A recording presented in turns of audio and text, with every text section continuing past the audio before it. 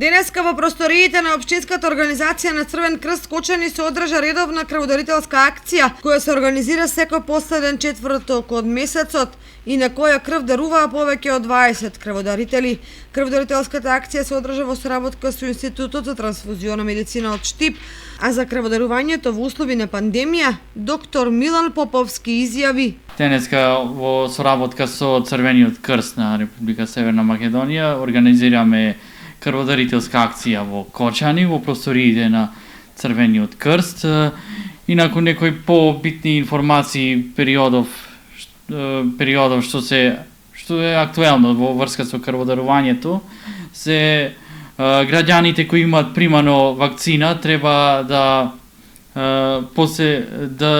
да го одложат крводарувањето до 1 месец од примената доза, односно ревакцината, освен со вакцината Pfizer, која дозволува дарување после 1 недела во втората доза.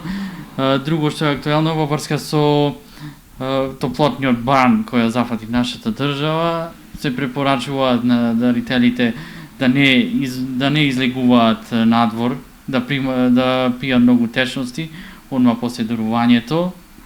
И не само на дарителите, туку на сите граѓани. Општинската организација на Црвен крст Кочани покрај крводарителски акции организира и помош на стари изнемоштени лица да не излегуваат надвор во услови кога температурите се високи и кога целата држава е запатена во портокалова фаза.